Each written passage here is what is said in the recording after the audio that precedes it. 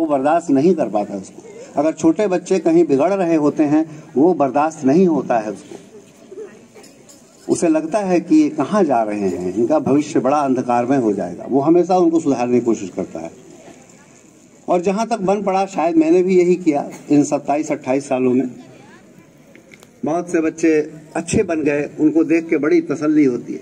एक चीज जान लीजिए, जब आपको सफलता मिलती है जीवन में, आप उच्च पादान पे चढ़ते जाते हैं, तो 3 लोग हैं जिनको हमेशा खुशी ही और सुख ही मिलता है। एक है तो माँ बाप और दूसरा आपका शिक्षक। बाकी सब कंपटीटर हैं। बाकी सबको आपसे थोड़ी जलन, थोड़ी द्वेष, थोड़ी ईर्ष्या हो सकती है, मानव स्वभाव है। वो चाहे आपके मित्र हो, आपके रिश्तेदार हो, इवन आपके भाई बहन हो, सबको आपसे एक कंपटीशन हो सकता है। लेकिन सिर्फ माँ बाप और गुरुजन, इनका आपसे कोई कंपटीशन नहीं है।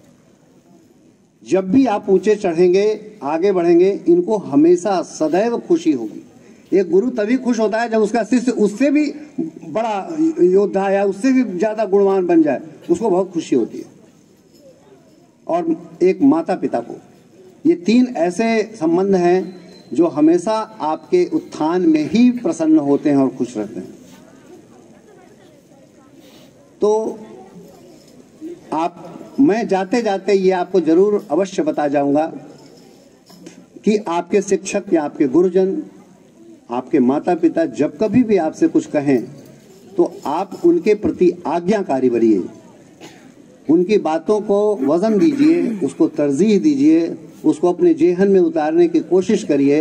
हो सकता है आज वो आपको अच्छा ना लग रहा हो, आपको बुरा लग रहा हो, क्योंकि वो करने में तो कष्ट होगा, आपको बुरा लगेगा, लेकिन फिर भी आप उसको मानिए, उसको करिए, यह आपके हित में होगा। और जब आप कुछ बन जाएंगे जीवन में, मैं बार बार कक्षा में भी जब भी जाता था, जिन कक्षाओं में पढ़ाता था, मैं बच्चों को कहता कि देखो बच्चों, तुम गणित भी पढ़ते हो, गणित लगा लो कि तुम्हारा जीवन कितने साल है। एक एवरेज लाइफ 75 ईयर्स, आज के युग में 75 ईयर्स, कोई प्लस माइनस आगे चलता है, लेकिन 70-75 ईयर्स का तुम्हारा जीवन है।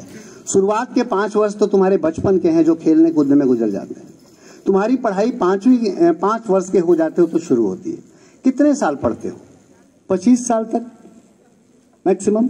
जितनी ऊंची डिग्रियां हैं वो आप 25 साल तक ले ही लेते हो। तो 5 से और 25 कितने साल हुए? 20 साल ही हुए ना। 20 साल कष्ट सह लो, अपने को इस दुनिया की चकाचौंध से दूर रहते हुए कुछ लाइफ को शेप कर लो, बना लो। और जब तुम योग्य बन जाओगे तो उसके आगे का जीवन जितना बचा है, अब गणित पढ़ते हो, लगा लो हिसाब, 75 में से 25 निकाल दो, कितने साल बचे? 50 साल। यह 50 साल का जीवन तुम्हारा सुखमय हो जाएगा, तुम्हारे आगे आने वाली पीढ़ी सुखमय हो जाएगी।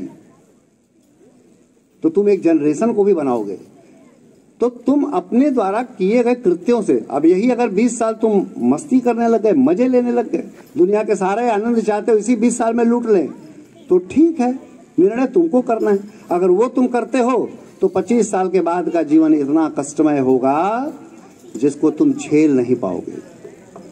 कोई आंसू पोंछने वाला भी नहीं होगा। माता पिता भी गुजर चुके होंगे, जितने दोस्त मित्र हैं जो बचपन में तुम्हारे साथी हुआ वो भी मुंह मोड़ लेंगे, भाई बहन रिश्तेदार सब तुमसे मुंह मोड़ लेंगे, अकेले रह जाओगे दुनिया में।